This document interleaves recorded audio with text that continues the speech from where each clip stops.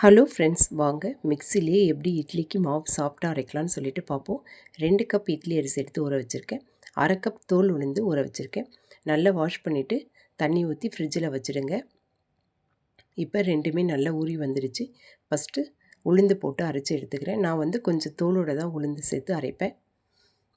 அதுக்கடுத்து அரிசி அரைச்சிட்டு ரெண்டுத்தையும் மிக்ஸ் பண்ணி தேவையான அளவுக்கு உப்பு சேர்த்துட்டு மாவை நல்லா புளிக்க வச்சுடுவோம். இப்போ பார்த்திங்கன்னா மாவு நல்லா புளிச்சு வந்துடுச்சு. நம்ம இதிலேருந்து ஃபஸ்ட்டு தோசை செஞ்சுக்குவோம். உளுந்து ஊற வச்ச உடனே உளுந்தை நீங்கள் ஃப்ரிட்ஜில் வச்சுடுங்க. அப்போ தான் இட்லி சாஃப்டாக வரும். பாருங்கள், தோசையுமே நல்ல மொறு மொறுன்னு வந்திருக்கு. கண்டிப்பாக இந்த மெத்தட் ஃபாலோ பண்ணிங்கன்னா இட்லி ரொம்ப சாஃப்டாக இருக்கும். இப்போ இட்லியுமே ஊற்றி காமிக்கிறேன். பாருங்கள் எவ்வளோ சாஃப்டாக வந்திருக்குன்னு சொல்லிவிட்டு நீங்களும் இதே மாதிரி ட்ரை பண்ணி பாருங்கள்.